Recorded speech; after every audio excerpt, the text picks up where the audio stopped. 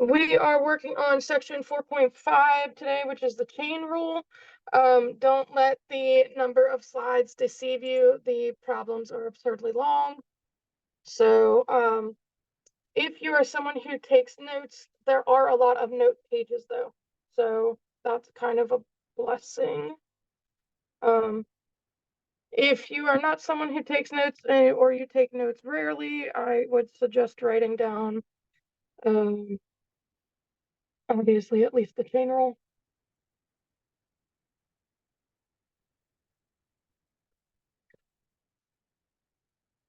All right. Like I said, I saved these for you guys as PDFs. It's in your textbook. So I'll give you a few more seconds on that. I would not worry about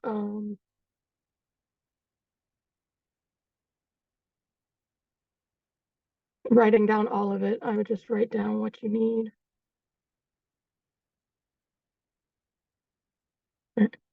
Okay, so let's do the first example. This will be part A. So we want to calculate dz dt for each of the following functions. For A, we're given f of xy is equal to the following, and then you have all that nice goodness. So to use the chain rule, we need 4 quantities. This is for part A. And what we're going to need to find is negative.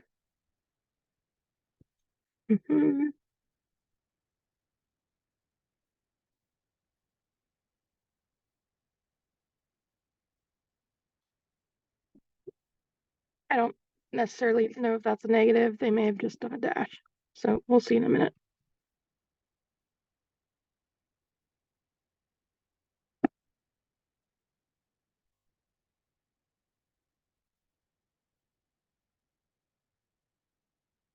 Oh my goodness.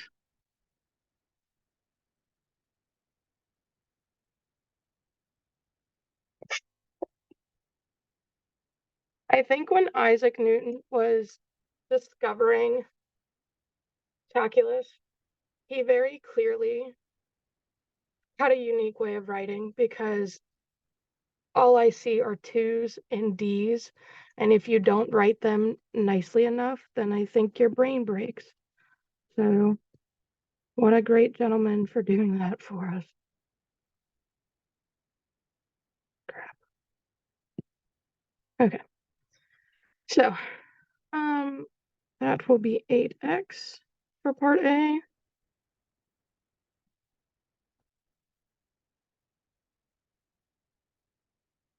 Be 6y.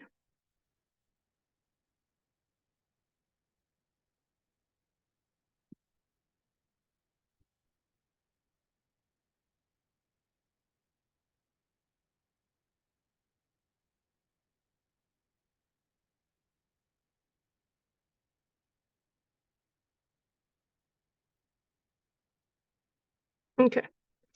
So now that you have all of these lovely little quantities, we are going to use equation 4.29.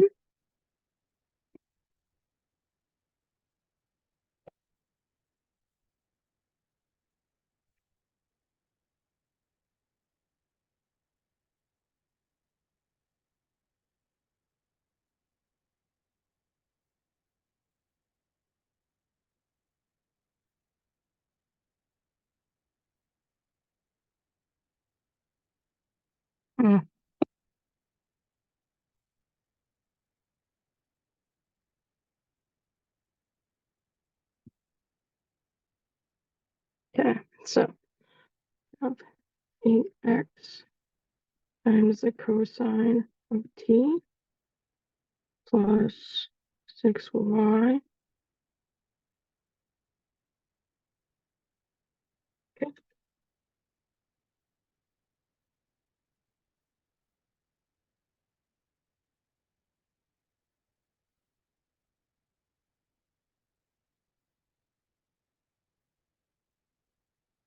Okay. So here's the thing though. we right now have our answer in 3 variables. If we want to put it into just t, we then have to substitute what we know. So what we know is right here.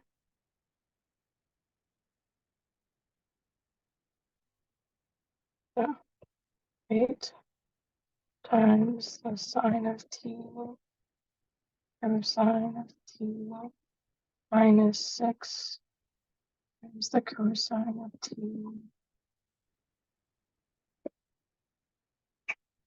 sine of t,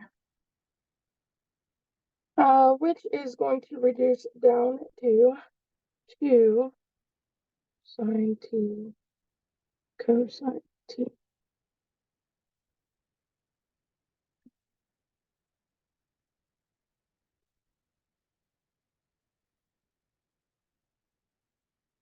Okay. If you're interested, you can also get to this much quicker, or at least a little bit nicer. So I will show you that.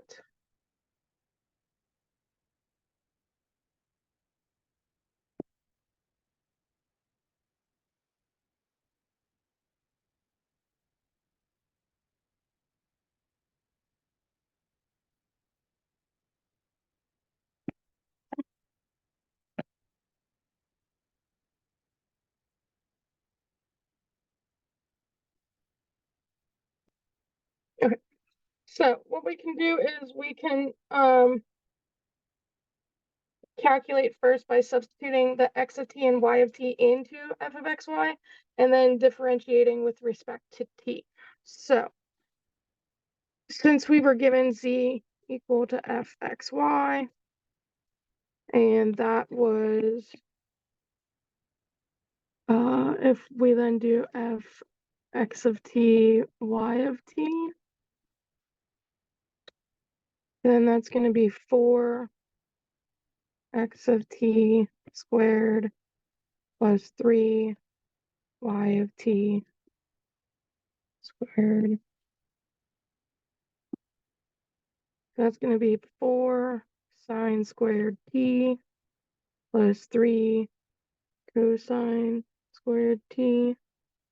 And then now if you do d z dt, you get 2 4 sine of t cosine of t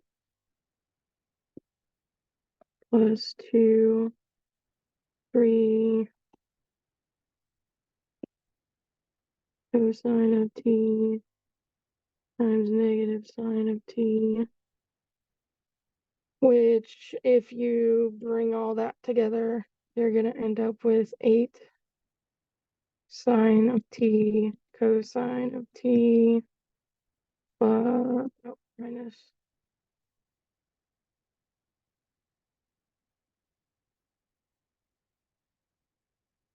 which also gives you 2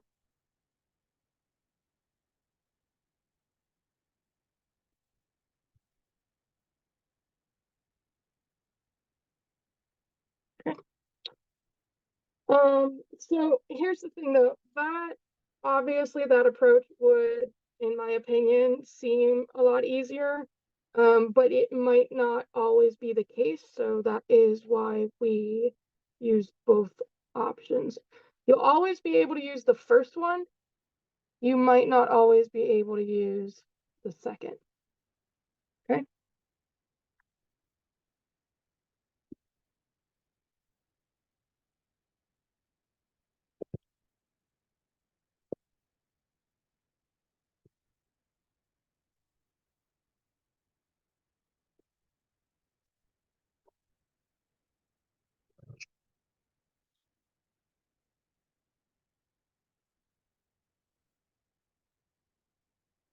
That's going to be x over the square root of x squared minus y squared. And then you're going to have minus y the square root.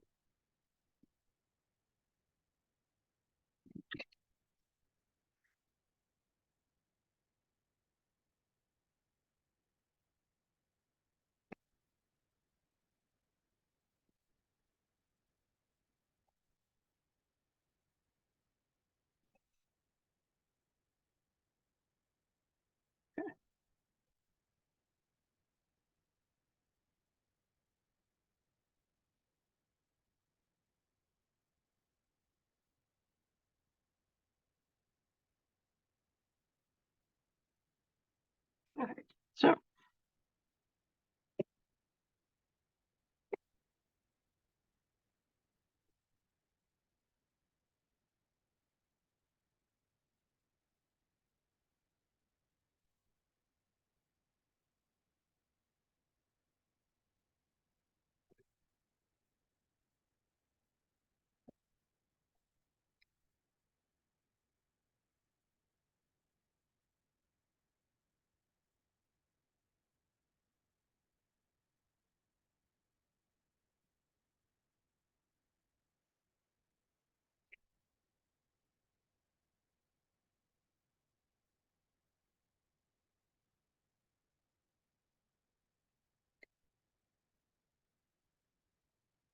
okay, so that's gonna reduce down to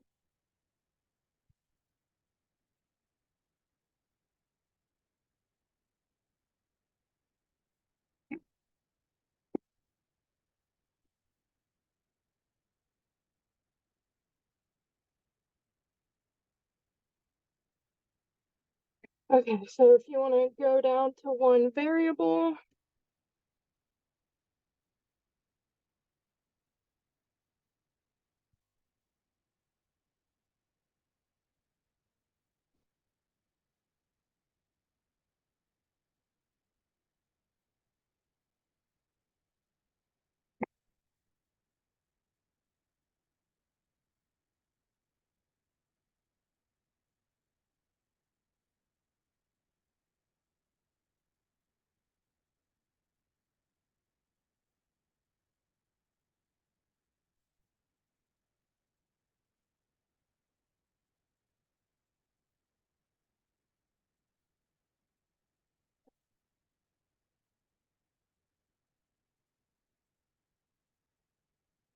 oops,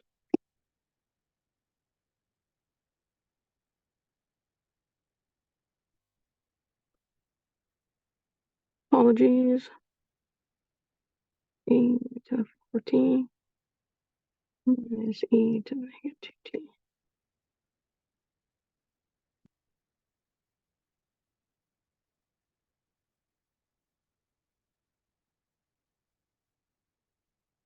All right, and now we have to eliminate our negative exponents. So let me move this a little bit over.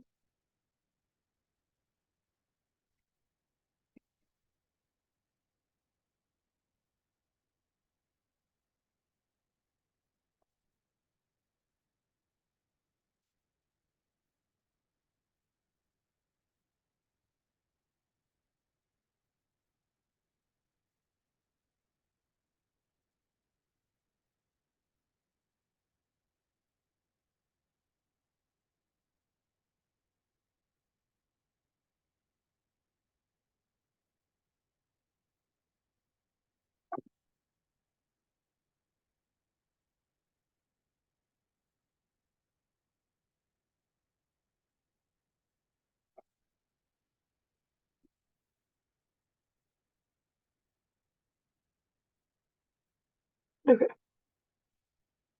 All right. So now we can do the second approach, which is still possible for this one.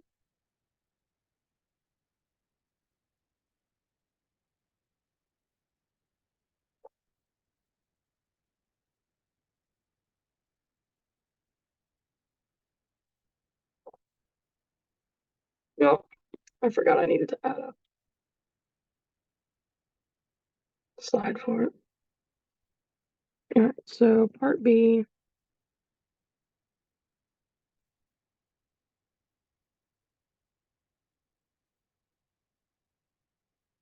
In case anyone is wondering, unless it explicitly states on your exam, or if you try approach 2 and it doesn't work, I don't necessarily care which approach you use as long as you get to the answer. But again, you may try approach 2 and you might not easily be able to do it. So then obviously you need to know how to do both approaches.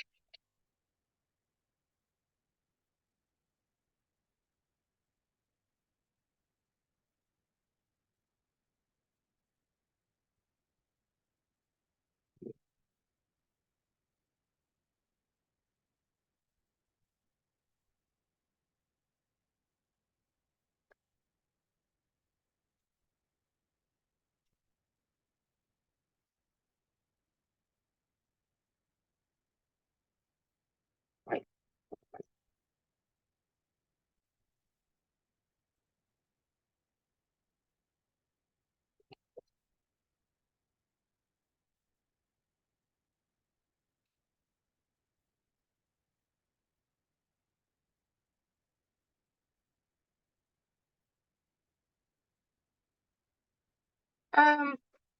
So hold on.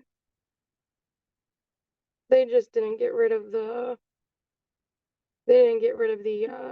negative exponents. So we can do that.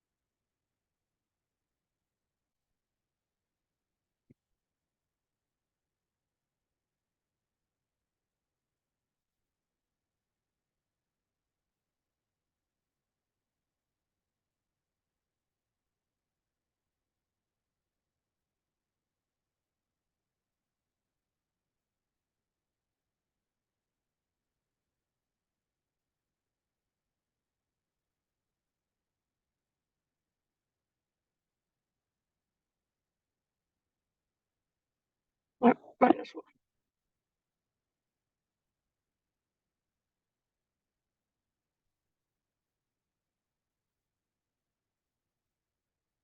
Did I have an 8 before?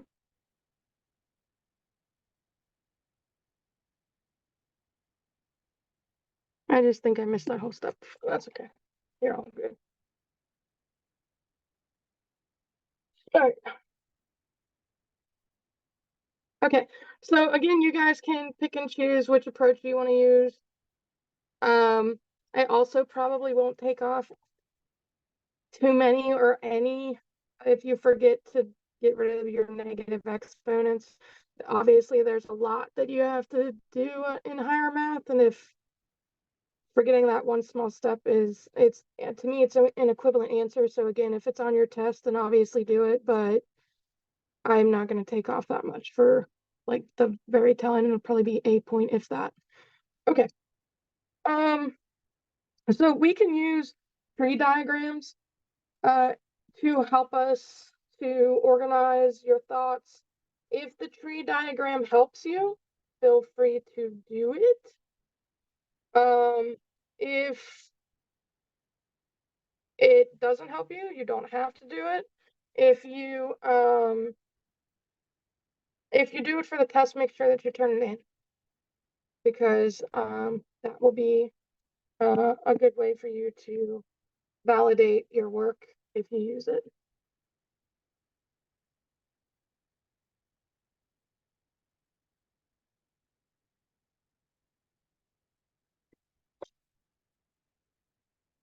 Okay.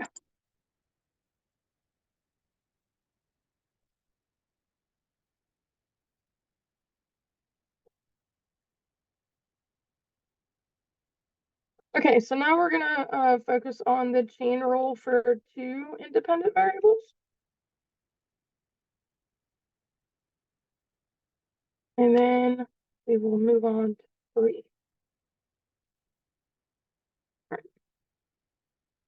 So again, here's this concept of a tree diagram. You may not need it for the singular, and you might need it for the 2. Again, whatever helps you keep everything organized is good with me. Um,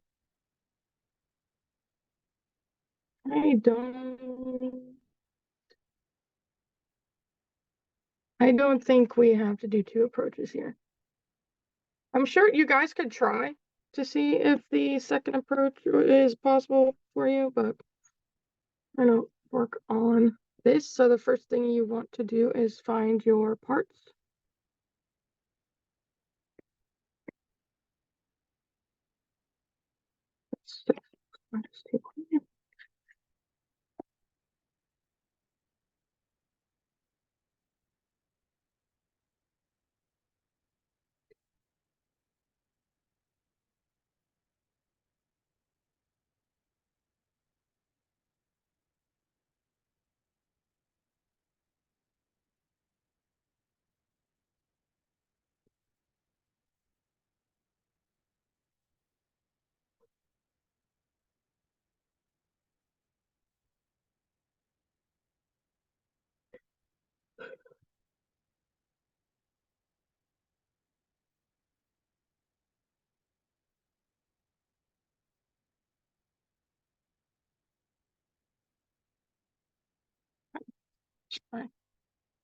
Some X.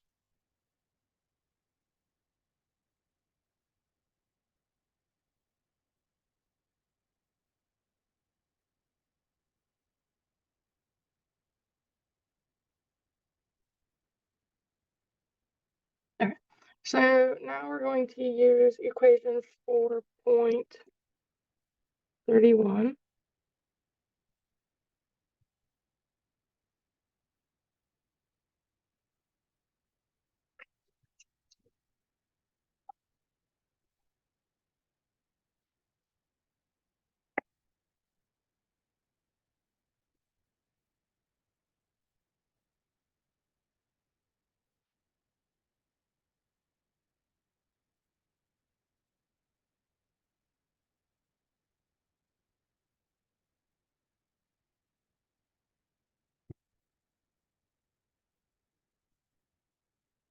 Okay.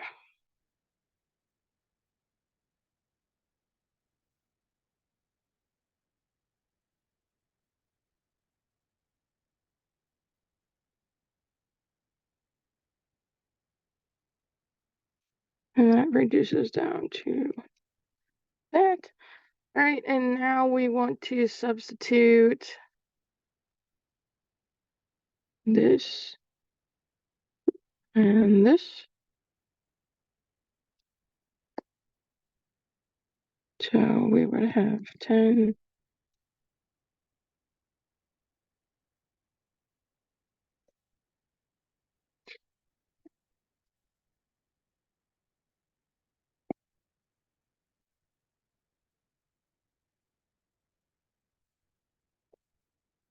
Cents.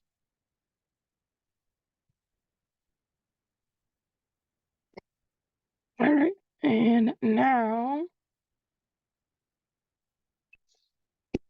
do it in a different color. We want to use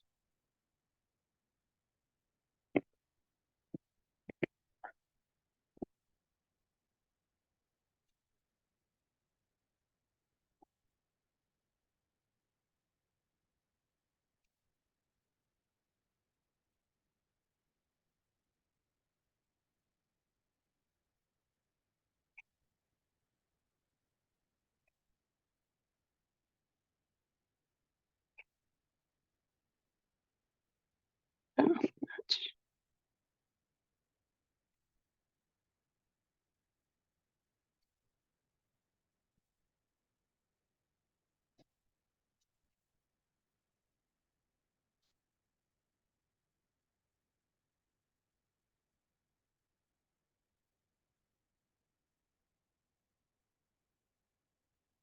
oops. And then again, we want to substitute in. There we go.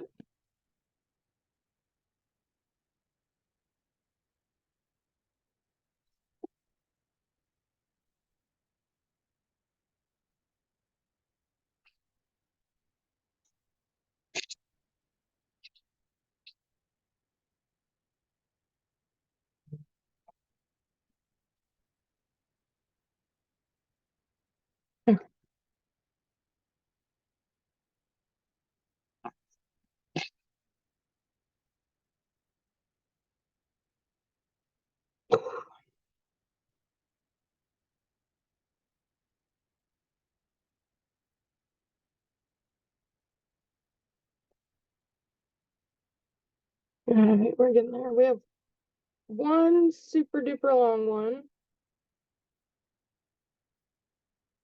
and three like nice size ones. Examples. Next one is super duper long. All right. So here's your chain rule, your generalized chain rule.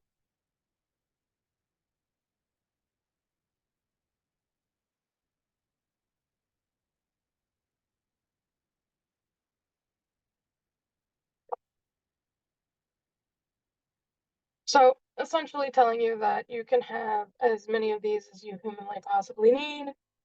Hopefully, let's pray none of them are so insane that we run out of space to do them. I recommend landscape over portrait for some of these problems. Okay, so we want to calculate the following given the following. So there are going to be 9 partial derivatives that we need to calculate and substitute. So we have to calculate out the following.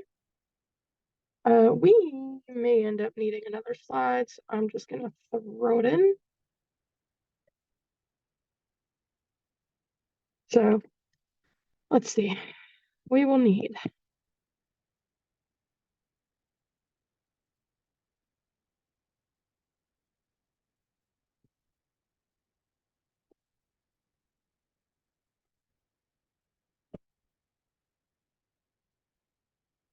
and you guys can find these whatever method you guys use.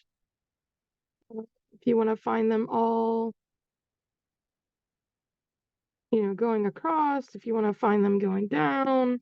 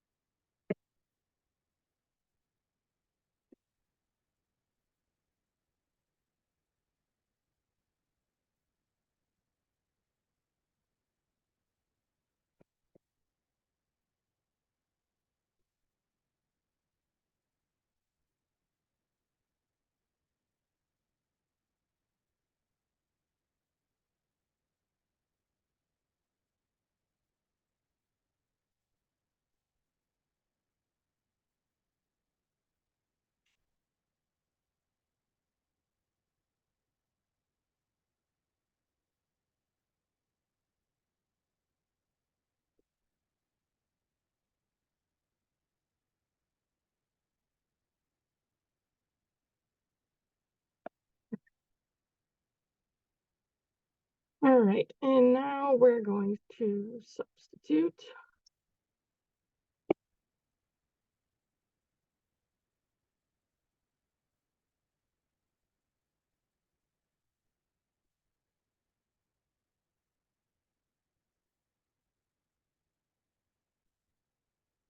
So for the sake of space, I'm not going to rewrite it, but if you guys need to rewrite it, you certainly may. you can follow along with what you need to do.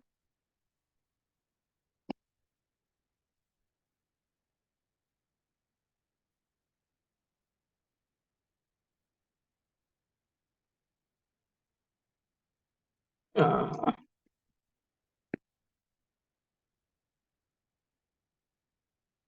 is that a B? Nope, looks like a U to me.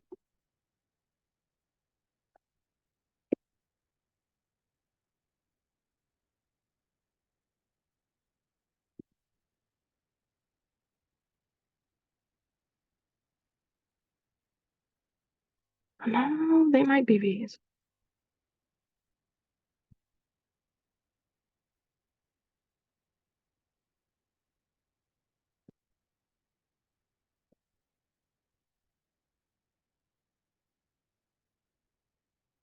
Okay. All right, so once we have this, we have to shove in our variables that we know.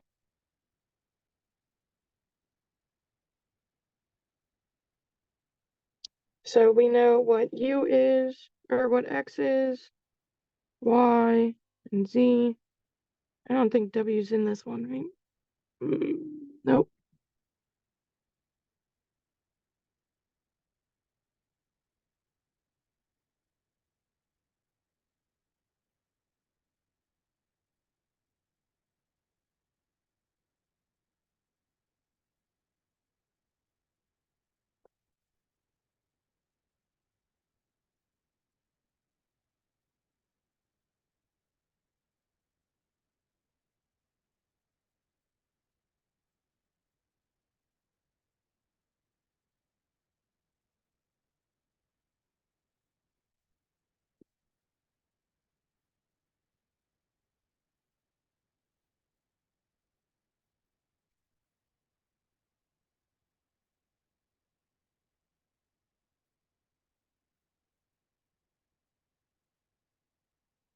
That actually becomes 8e to the 2u.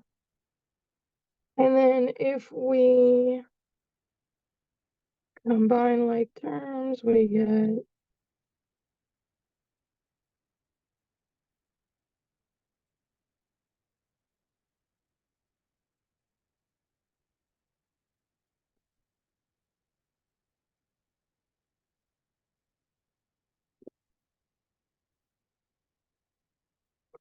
and then we can pull out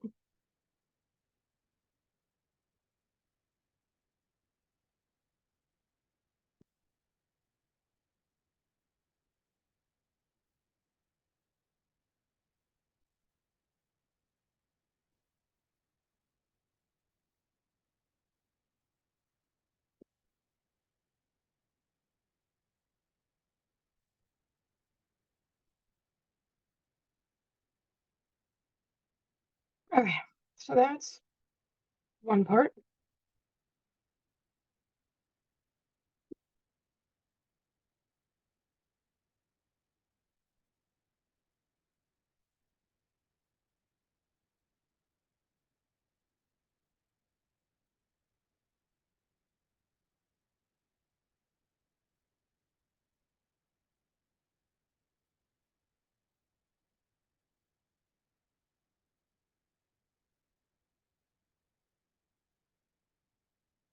Okay, now we need to find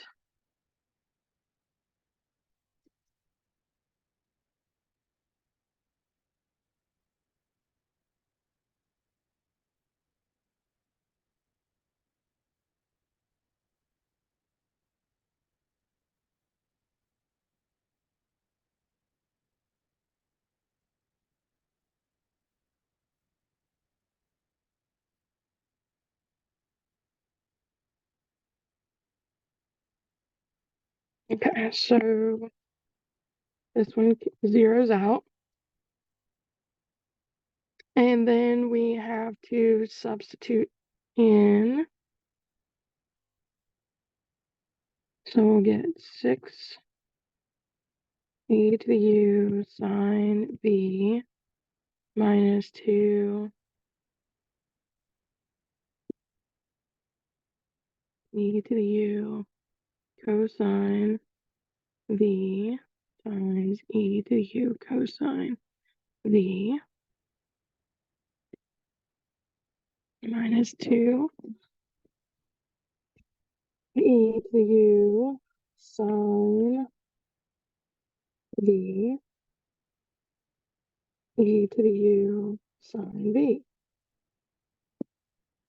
And if we find we get 2 e to 2u sine squared v plus 6e to the 2u sine v cosine v minus 2e to the u 2u cosine squared v.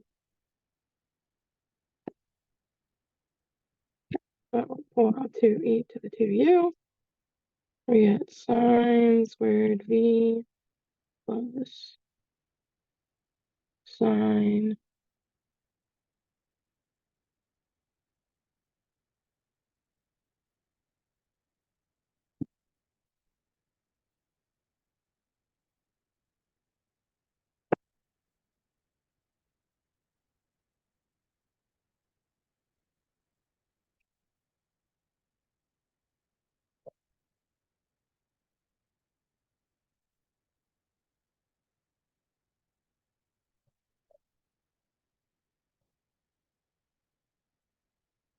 so if you're looking that over in your textbook, because all of the examples come from your textbook, they drop the 3 here, and they pull out their 2. They just apparently forgot that there's a 6 above it. All right. Okay, so this particular problem, it says create a tree diagram for the case given the following. So we want to start from the left. The function f has 3 independent variables, x, y, and z. Therefore, 3 branches must be emanating from the first node. Each of these branches also has 3 branches. So you'll see the tree diagram in a minute, but basically what they're saying really is that you would have, 1, 2, 3, and then 1, 2, 3, 1, 2, 3, 1, 2, 3. 5 has 3, and for each of the variables t, u, and v. So it's going to be x, y, and z, and then t, u, v, t, u, v, t, u, v. And I will show you. You'll get the following equations out of that. Try to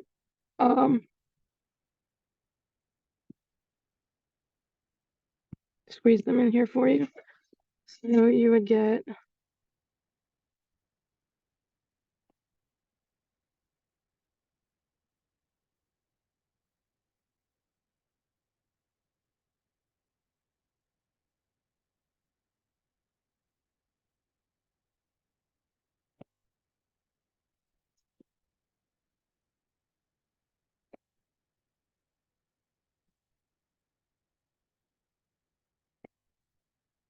okay.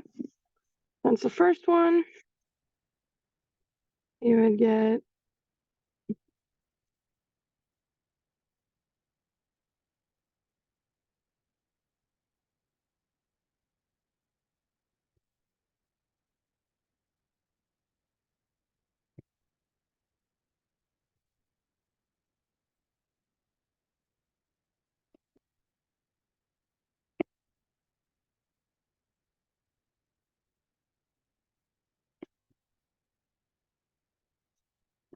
okay, and then the third one.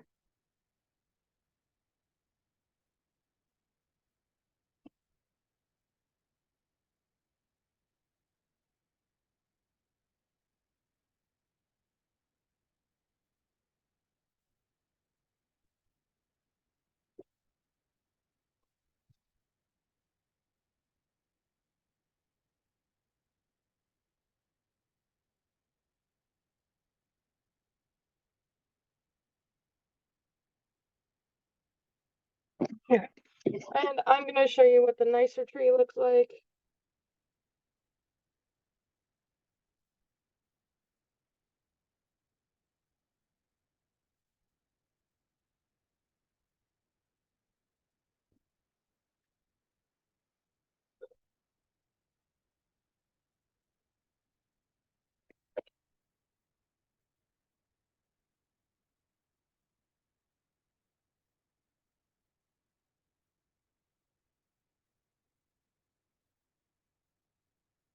All right.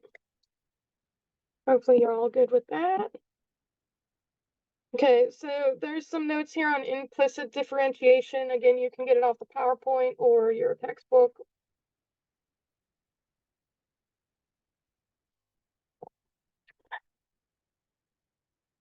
You have theorem 411, which is going to give you equations 434 and 435. This is implicit differentiation of a function of two or more variables.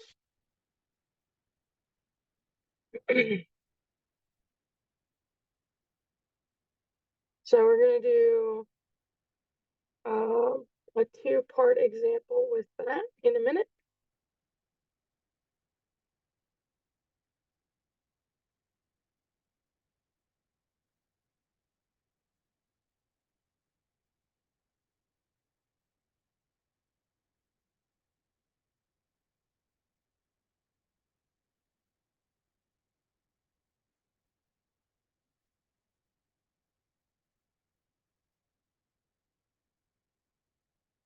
Okay.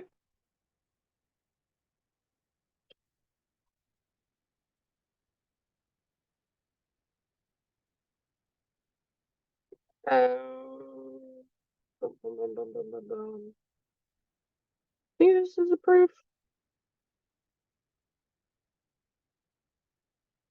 I must have wanted to give it to you. It's there. We're just gonna go straight into the example. Okay, so this is going to be for part A. Calculate dy dx if y is defined implicitly as a function of x via the following equation. What is the equation of the tangent line of the graph of this curve at the point 2, 1? So before I show you the graphic, we'll go through and do the answer because I can't remember if the graphic tells us the answer. So first we're going to set our f of xy equal to 0, and then we'll calculate f of x and f of y. So part A.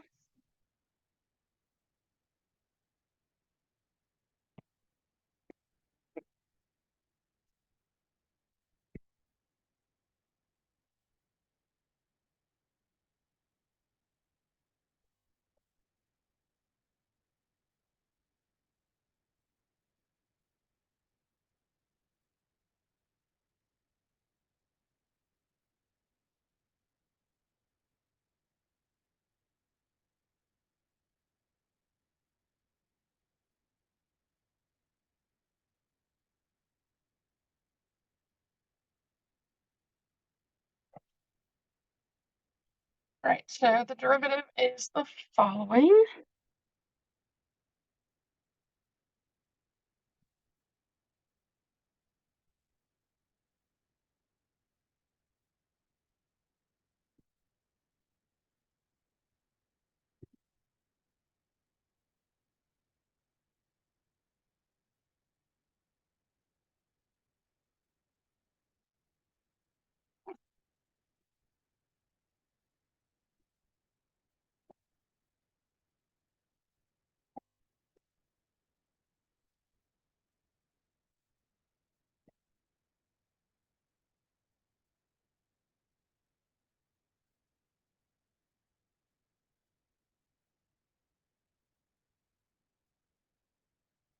Yeah.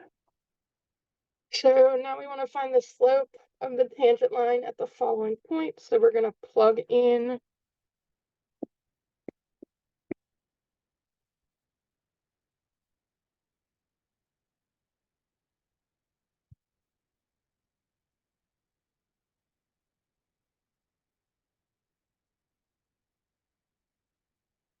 And that gives us a slope of 7/4.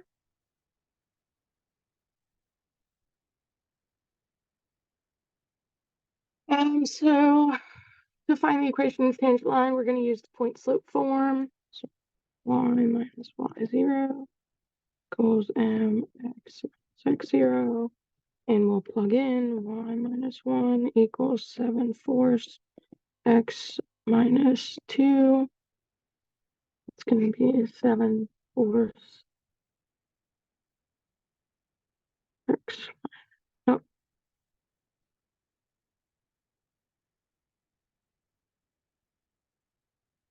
minus 7/2 plus 1.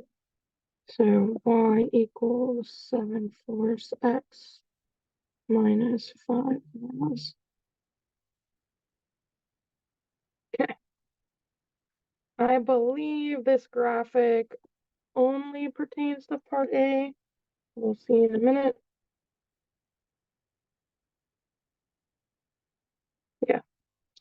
So that gives you an idea of the graph. You can take a look at it if you want to try and draw it, that's fine.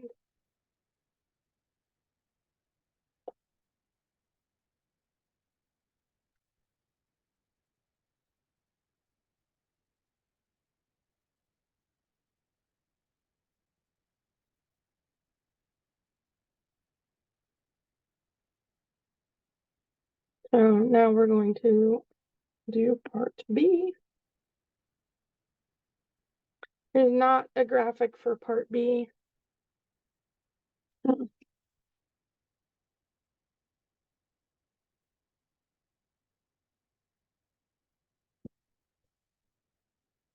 right, so if we have f of x, y, z equal to x squared e to the y minus y z e dx equal to 0, and we have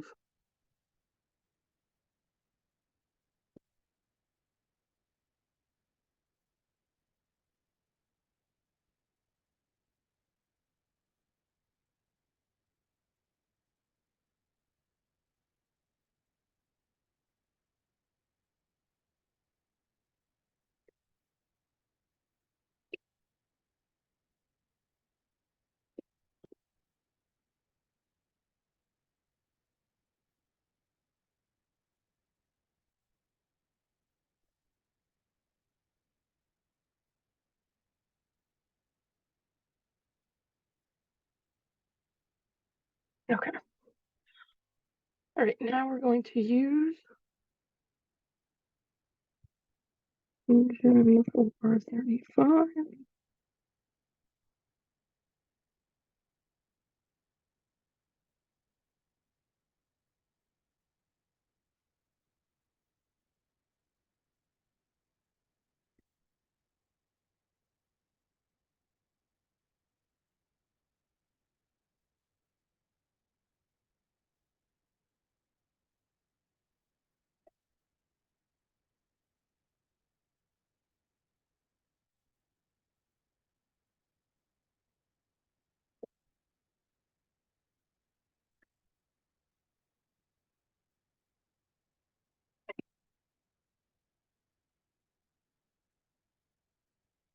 So then that's going to become 2x e to the y minus y z e to the x over y e to the x.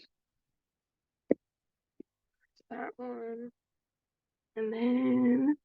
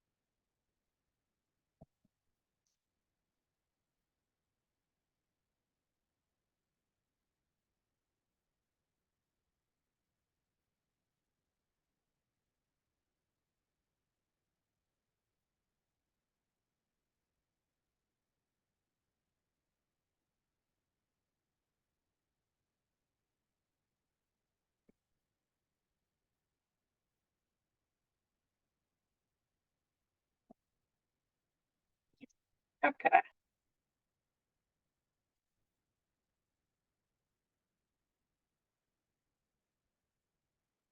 All right. So that's it as far